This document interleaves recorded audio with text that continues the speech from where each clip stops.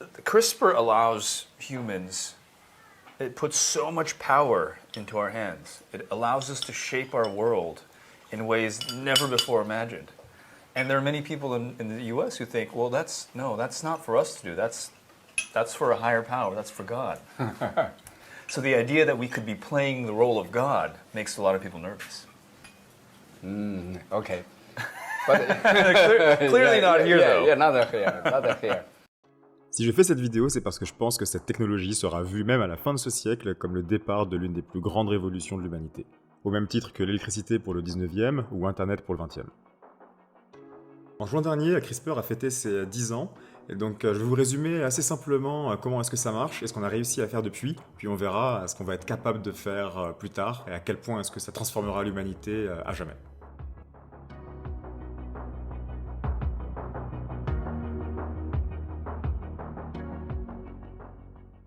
Pour comprendre CRISPR, il faut comprendre le langage du vivant.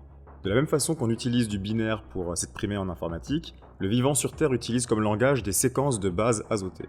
On va pas trop s'attarder là-dessus, mais en gros, en zoomant, vous avez vous, et ensuite des cellules, un noyau, des chromosomes, des nucléosomes et des histones, l'ADN en double hélice, et enfin les paires de bases azotées ATCG. Dans l'ADN, pour l'être humain et les mammifères en général, vous en avez autour de 3 milliards. L'adénine A se connecte à la thymine T, et la cytosine C se connecte à la guanine G. Chaque triplet de bases azotées donne un codon.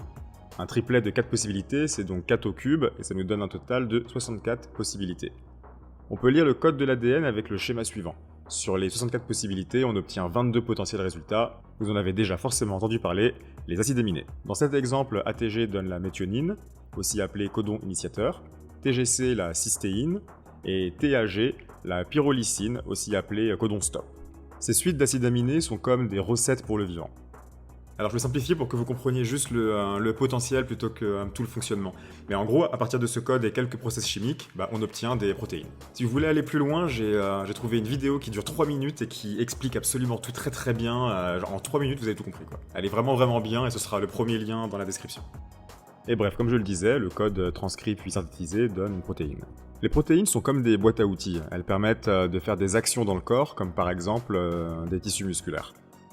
Prenons l'exemple de la protéine P, et elle a un impact conséquent sur la couleur de notre peau, de nos yeux ou de nos cheveux. Ce sont des changements dans la structure de cette protéine qui peuvent par exemple conduire à l'albinisme. Emmanuelle Charpentier, qui a co-reçu un prix Nobel en 2020 avec l'américaine pour CRISPR-Cas9, est celle qui a trouvé la protéine Cas9, qui à la base avait une certaine utilité et que maintenant on utilise pour CRISPR. Pour les gros passionnés, j'ai trouvé une vidéo de 10 minutes qui résume toute la découverte de CRISPR de 1987 au Japon à 2012. Cas9 est une protéine d'origine bactérienne, à la base étant cette dite bactérie à se protéger de virus en découpant le code génétique du virus et ainsi le détruire. Mais on a su détourner sa fonction pour aujourd'hui l'utiliser à notre guise comme un découpeur de sections d'ADN localisées. C'est pas nouveau pour l'être humain de faire de l'édition génétique dans l'ADN, ce qui est nouveau c'est le niveau de précision avec lequel nous sommes capables de le faire maintenant. Pour faire simple, vous connaissez tous copier-coller en informatique. En informatique tout est codable, modifiable, et bien nous y sommes. L'être humain sait maintenant coder le vivant, encore plus fort, il peut le faire de son garage ou depuis sa chambre. Le premier homme connu pour s'être auto-administré du CRISPR est Josiah Zeiner, en octobre 2017, soit 5 ans après la découverte, et la deuxième personne à l'avoir fait, c'était moins de 30 jours plus tard. My name is Josiah Zeiner. Until recently, I was a synthetic biology research scientist at NASA. I call myself a biohacker. Le terme et le ton sont donnés. Le biohacking est un terme assez générique. Dans sa version la plus simple, on est nombreux comme lorsque par exemple, on décide de prendre des probiotiques pour améliorer son microbiome, ou dans sa version beaucoup plus hardcore, se faire insérer les excréments d'une personne ultra healthy pour lui chipper son microbiote. Puis dans la version on entre dans le territoire si controversé du transhumanisme. Le transhumanisme est en général vu sous 2 grands courants de pensée différents. Le regard réparateur. On corrige ce qui n'allait pas pour ramener une personne vers la normale. Le sujet meneur est donc la santé, et il s'auto-limite sur la possibilité d'aller plus loin. Et l'augmentation. On part du normal pour aller vers le supernaturel. Le sujet meneur est donc dans la performance. Sergey Brin et Larry Page, cofondateurs de Google, sont éminemment pro-transhumanistes. Calico, une branche de leur groupe, travaille expressément sur des solutions anti-vieillissement. Voici par exemple un globule rouge robotisé, 1000 fois plus puissant que sa version biologique. Et évidemment, quand ça marchera, ils seront les premiers servis, donc attendez-vous potentiellement à avoir tous ces milliardaires de la tech aujourd'hui encore longtemps indépendamment de leur âge. Elon Musk est l'un de ceux qui affiche clairement sa volonté d'humain augmenté, avec sa société Neuralink. Au passage, je signale juste que ça a déjà commencé quelque part.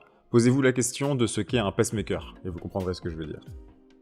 Je pense qu'une vidéo sur les nanotech, ce serait pas mal, donc indiquez-le moi dans les commentaires si ça vous intéresse. Et je vais aussi faire une vidéo short de, je pense, moins d'1 minute sur l'immortalité, sauf accident, bien entendu, donc abonnez-vous si vous voulez qu'elle arrive sur votre feed. Quelque chose d'important à comprendre ici est que CRISPR est difficile à implémenter chez un adulte. Parce qu'un adulte, il a entre 10 000 et 100 000 milliards de cellules dans le corps. A l'inverse, vous pouvez être un quasi-dieu lorsqu'il n'y a que très peu de cellules. Donc plutôt, par exemple, au stade de l'embryon. En gros, on modifie les premières cellules et c'est ces cellules modifiées qui vont finir par produire les 10 000 à 100 000 milliards de cellules quand il sera adulte. Et c'est le principe des designer babies. La vidéo suivante nous vient de Chine en 2018. Two beautiful little Chinese girls named Lulu and Lala came crying into the world as healthy as any other babies a few weeks ago. Ce mec à l'écran, c'est He Jiankui. Prenez vraiment l'information avec des pincettes, il clame avoir réussi à développer 2 enfants jumeaux immunisés contre le sida. Je pense pas que la photo soit vraie, mais ça illustre mieux mon propos. Pour résumer grossièrement, c'est le VIH qui donne le sida. Et le VIH, il a besoin d'une séquence d'acides aminés bien précise pour se reproduire dans notre organisme. En retirant cette séquence, le VIH, il peut plus survivre en nous, et du coup, on n'a pas le sida.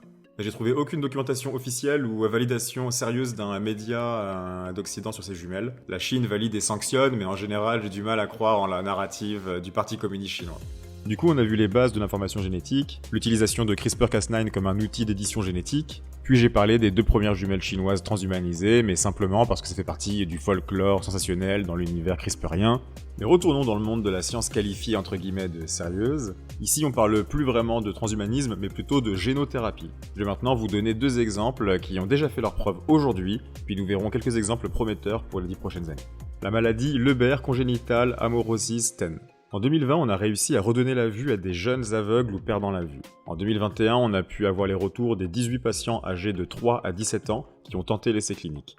Ils ont pu récupérer la vue sur une durée moyenne de 12 à 15 mois. Depuis leur succès, la société Editas Medicine a décidé d'embarquer 34 patients pour 2022 en triplant les doses et on aura les résultats finaux prévus pour mars 2024. Le transfert d'organes du porc vers l'humain. Autour de 115 000 personnes sont en attente d'un organe aux États-Unis. Tous les ans, vous en avez 8 000 d'entre eux qui meurent avant d'en recevoir un. C'est problématique à un point où les USA hésitent à compenser financièrement des gens pour le don d'organes. Et c'est là que des sociétés comme Recombinatis ou eGenesis interviennent. On modifie le génome du porc et on ajoute des cellules souches humaines à l'embryon pour mettre au monde ce qu'on appelle une chimère. Le rein de cette chimère devient transposable chez l'homme, solutionnant ainsi le problème associé au rejet de la greffe via nos anticorps.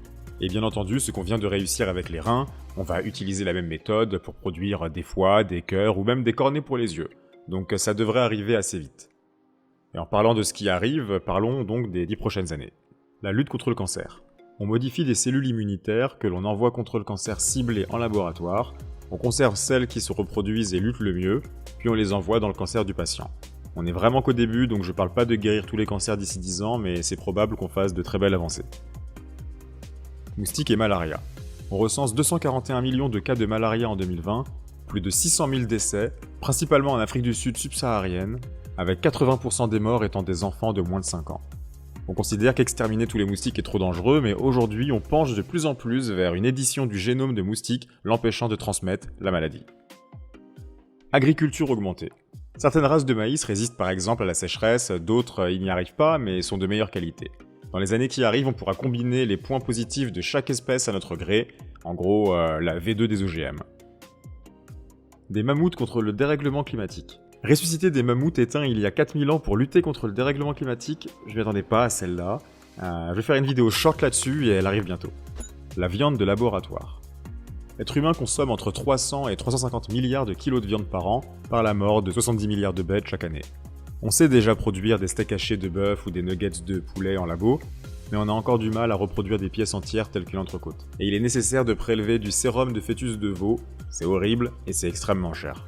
Avec CRISPR, en utilisant des bactéries génétiquement modifiées pour produire du sérum synthétique, on espère un passage du kilo de steak haché à près de 22 000 $ le kilo vers 100 à 200 $ le kilo. C'est toujours extrêmement cher, mais un végétarien qui luttait contre la souffrance animale pourra se faire plaisir de temps en temps. Et avec les décennies, peut-être que les coûts diminueront encore pour vraiment être une solution économiquement viable. J'essaie d'éviter ici de trop donner mon avis ou de parler de toutes les dérives potentielles qu'il va y avoir. Mais connaissant l'être humain, malgré toutes les bonnes choses, il y aura aussi des trucs très bizarres à la Rick and Morty sur le trajet, je pense. Mais bon, la vraie question, c'est jusqu'où serons-nous prêts à aller pour éradiquer les maladies sur Terre? Et où est-ce qu'on va situer le curseur du raisonnable? C'est l'humanité qui décidera, et moi, pendant ce temps-là, je suis très content de ne pas avoir à répondre à toutes ces questions. Merci pour votre temps, à bientôt.